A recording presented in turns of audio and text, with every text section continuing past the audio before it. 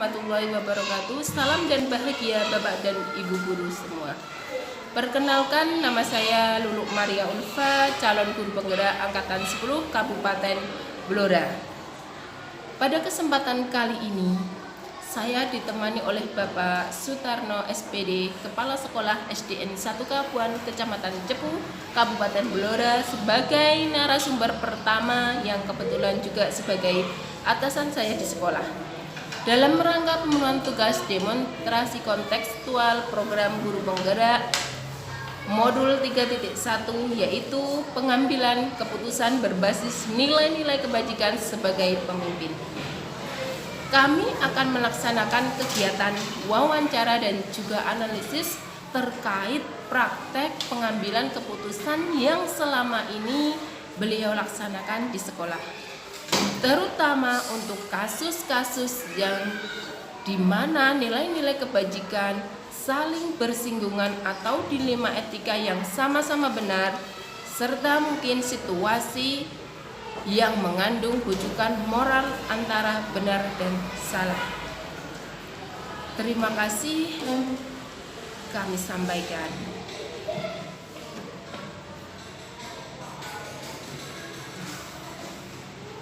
Selanjutnya yaitu kegiatan wawancara saya dengan Bapak Sutarno SPD, Kepala Sekolah SDN 1 Kapuan, Kecamatan Cepu, Kabupaten Blora.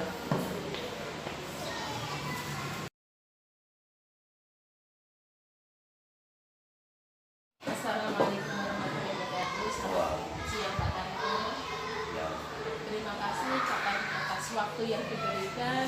Pada kesempatan pagi hari ini saya wawancara kepada Pak Tarno terkait pemenuhan tugas CGP Angkatan 10 Kabupaten Blora, Pak, mengenai modul 3.1 terkait pengambilan keputusan berbasis nilai-nilai kebajikan kepala sekolah.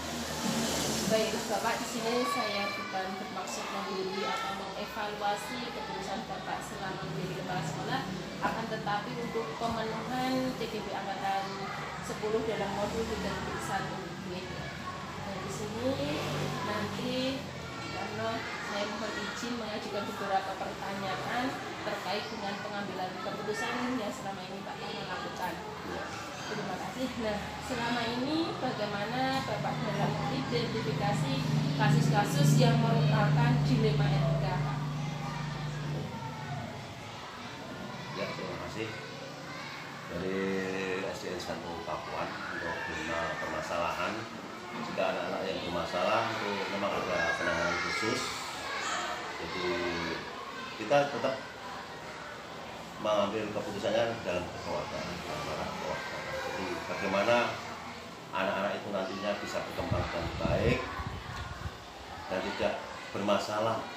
Tapi tetap biasa, anak-anak itu pasti punya masalah, itu pasti. Tapi kalau bisa kita tangani bersama dan hasilnya bisa sebaik-baiknya.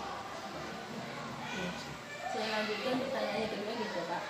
Ada beberapa nilai-nilai kebajikan universal, prinsip etika antara lain keadilan, keselamatan, tanggung jawab, kejujuran, rasa syukur, lurus hati, berprinsip, integritas, kasih sayang, rajin, berkomitmen, percaya diri, kesabaran, keamanan, dan lain-lain.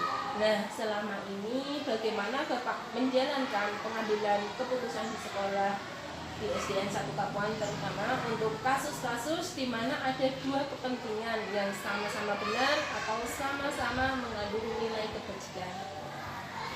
Untuk mengambil keputusan, anak-anak itu biasanya mungkin anak prestasi itu ada habis tanding atau kemana melawat, mungkin besoknya dia itu kebanyakan tidak masuk. Nah, tidak masuknya dia itu tetap ada surat izin, ini sakit atau surat izin masih telah, tapi besoknya harus tetap masuk. Tapi ketika dia hanya latihan dan harus tetap masuk, jadi semuanya yang dia tidak masuk harus ada surat izin. Kemudian andai kata ada yang lain, mungkin ada yang tidak masuk dan mungkin temannya kita cari info dari temannya. Kalau memang tidak bisa, kita ada kunjungan rumah fisik. Baik, Bapak. Pertanyaan ketiga, ada 3 unsur dasar yang dapat dijadikan pedoman tentang pengambilan keputusan yang bijaksana, yaitu berpihak kepada murid, mengandung nilai kebajikan dan bertanggung jawab penuh. Nah, di sini langkah-langkah atau prosedur seperti apa yang biasa Bapak lakukan selama ini? Ya, keputusan saya memang semuanya berpihak pada murid. Mereka bisa berkembang dengan baik dan pokoknya sepokok dia tuh semuanya berpangkal pada berpihak pada murid supaya mereka bisa berkembang.